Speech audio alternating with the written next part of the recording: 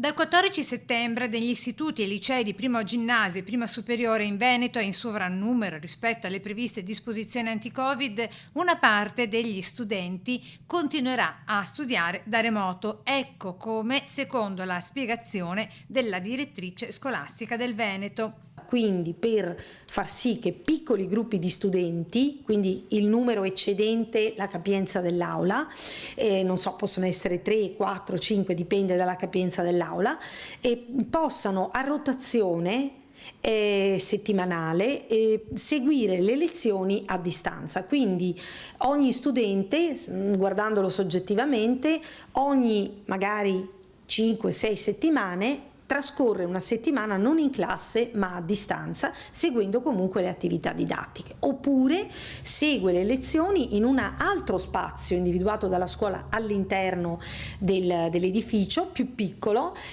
sempre collegandosi all'attività d'aula. Ma non finisce qui. Qualche sorpresa potrebbe ancora esserci nel corso delle prossime ore da parte del Comitato Tecnico Scientifico sull'uso o meno delle mascherine in aula durante le lezioni. Sì, il Comitato Tecnico Scientifico si doveva pronunziare definitivamente ieri, ma si prenderà probabilmente qualche altro giorno o forse oggi usciranno, diciamo così, le posizioni finali. Però possiamo dire questo con sicurezza, che nelle classi dove è garantito il distanziamento del metro tra testa a testa dello studente, e quindi quando i ragazzi sono seduti al banco e seguono la lezione, la mascherina si può abbassare. Inoltre è prevista, diciamo, una situazione di tolleranza, e cioè che nel caso in cui dentro la classe non sia possibile mantenere il metro di distanziamento,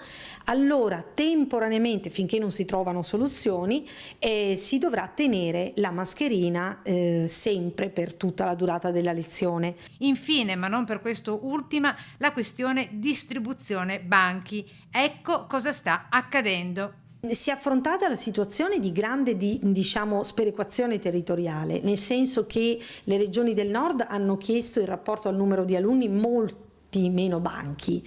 Ci sono 3 regioni, Lazio, Campania, Sicilia, che da sole hanno chiesto il 50% dei banchi chiesti dalle altre 17 regioni.